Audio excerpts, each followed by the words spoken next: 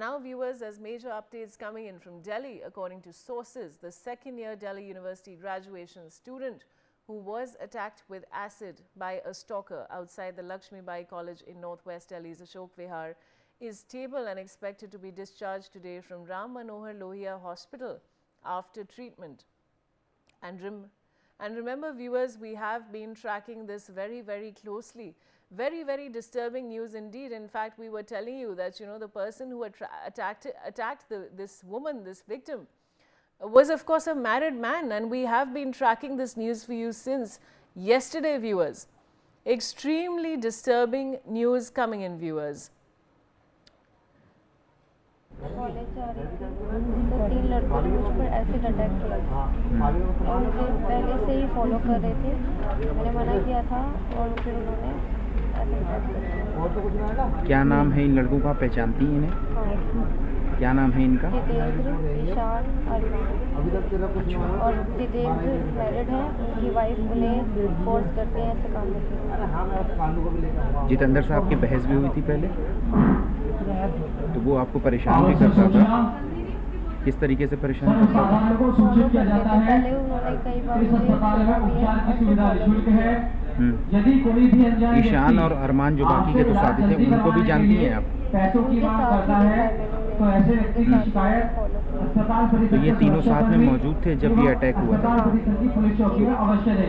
तो किसने आपके ऊपर एसिड फेंका? मरीज के साथ भीड़ न लगाएं, कृपया मरीज के साथ एक ही व्यक्ति अभी आप मांग क्या करेंगे? आप सोते समय अपने मोबाइल फोन पर। All right, I have my colleague Javed Hussain joining me now. Javed, a woman shuns a man's advances, and this is the consequence that she has to face with an acid attack on her. What more can you tell us about this latest statement by the victim?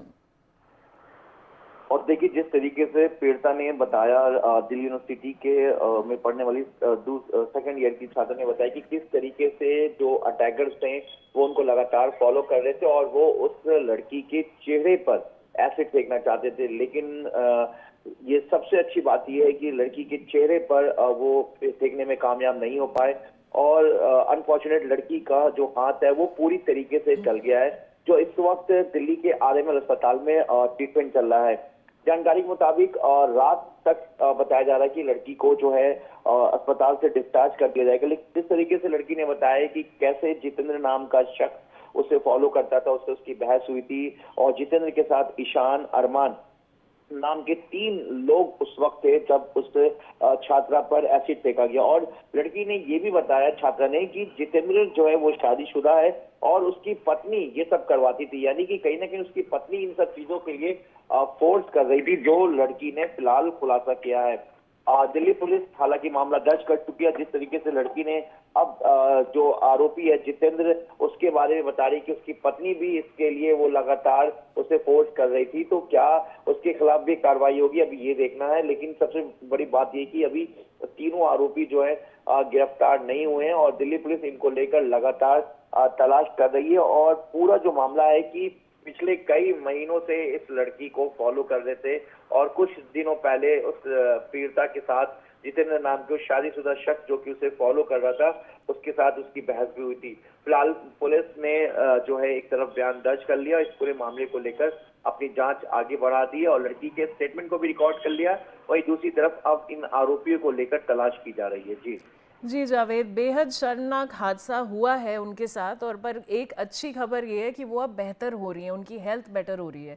Thank you so much for joining me Javed. And now moving on, now Delhi police cracked the murder of 32-year-old UPSC aspirant Ramkesh Meena, whose charred body was found in a burnt Gandhi Vihar flat earlier this month. Initially seen as a fire incident, it was a planned crime of passion. Meena's live-in partner Amrita, a forensic science student, discovered his secretly recorded her private videos and refused to delete them. Enraged, she confided in ex-boyfriend Sumit, who roped in friend Sandeep to kill Meena.